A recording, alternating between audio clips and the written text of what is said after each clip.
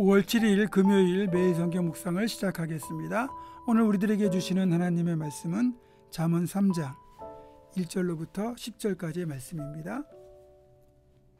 잠언 3장 1절로부터 10절의 말씀을 제가 봉독합니다. 내 아들아, 나의 법을 잊어버리지 말고 네 마음으로 나의 명령을 지키라. 그리하면 그것이 네가 장수하여 많은 해를 누리게 하며 평강을 더하게 하리라. 인자와 진리가 네게서 떠나지 말게 하고 그것을 네 목에 매며 네 마음판에 새기라. 그리하면 네가 하나님과 사람 앞에서 은총과 기중히 여김을 받으리라. 너는 마음을 다하여 여호와를 신뢰하고 내 명철을 의지하지 말라. 너는 범사의 그를 인정하라. 그리하면 내 길을 지도하시리라. 스스로 지혜롭게 여기지 말지어다. 여호와를 경외하며 악을 떠날지어다. 이것이 내 몸의 양약이 되어 내 골수를 윤택하게 하리라.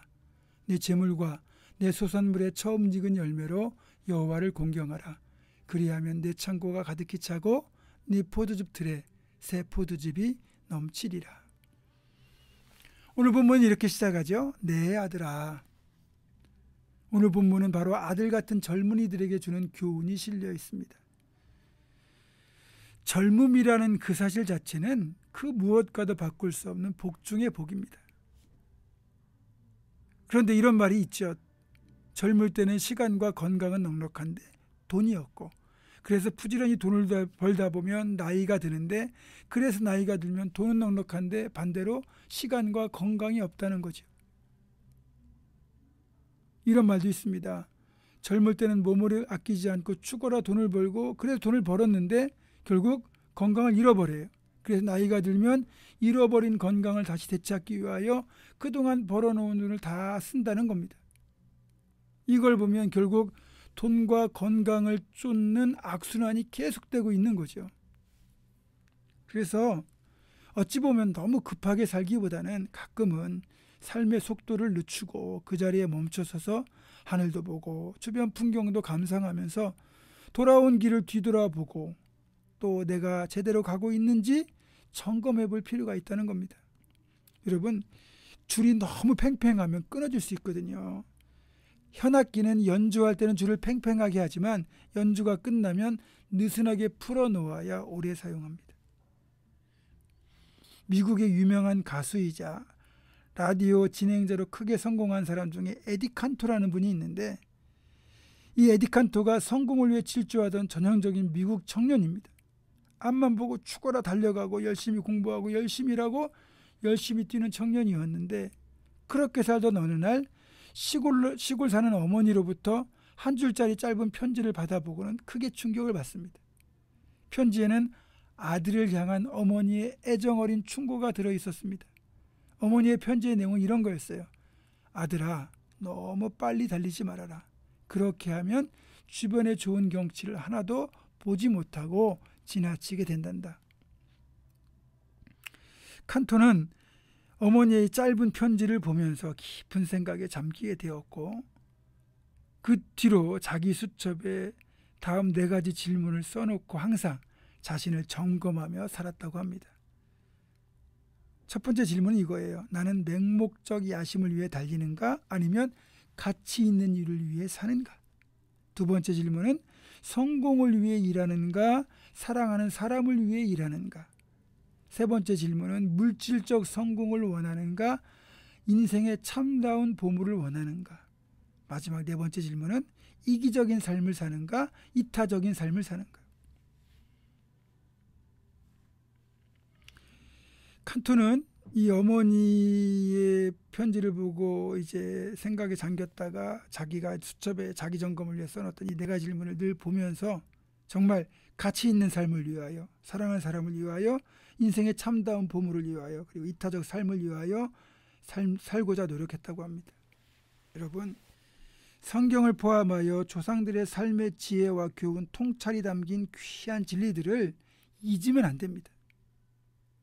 여기에는 우리 성공의 비결, 삶의 의미를 부여하는 진리들이 담겨 있거든요.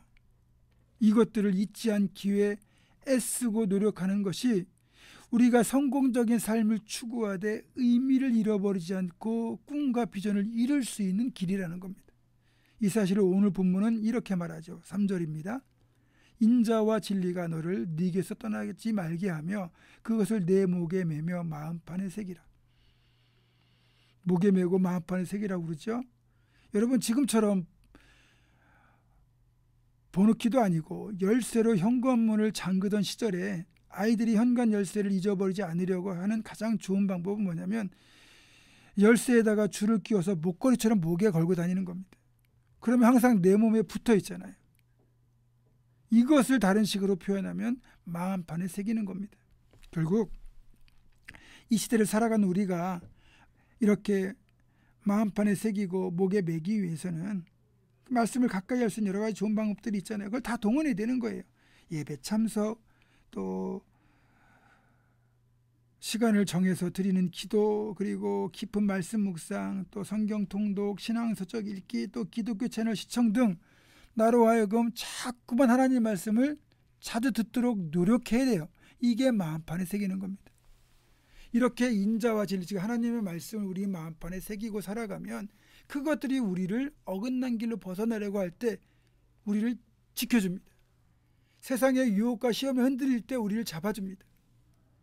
그 결과가 바로 우리에게 양약이 되어 골수를 윤택하게 하고 창고가 가득히 차고 새 포도즙이 넘치는 축복을 가져다 주는 겁니다. 한마디로 말해서 인자와 진리를 마음판에 새기고 살아가기만 해도 영적으로도 세상적으로도 우리는 하나님이 기뻐하시는 거룩하고 복된 길로 행하는 복을 누릴 수 있다는 것입니다. 사랑하는 여러분, 여러분의 마음판에 하나님의 말씀, 인자와 진리가 깊이 새겨져서 반드시 이렇게 살아갈 수 있기를 주님의 이름으로 축원합니다. 기도하겠습니다.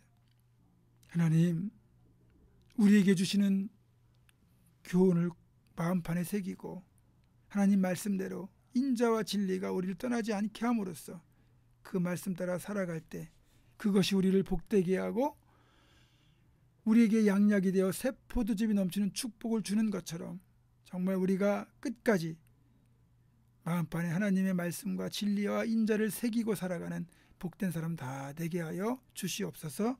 예수님의 이름으로 기도하옵고 이제는 우리 주 예수 그리스도의 은혜와 하나님의 사랑과 성령의 교통하심이 하나님의 말씀을 마음판에 새기고 끝까지 믿음으로 살아갈 것을 결단하는 사랑하는 모든 성도들, 이들의 삶과 가정과 생업과 우리 교회 위에 지금부터 영원토록 함께 하시옵기를 간절히 축원하옵나이다. 아멘.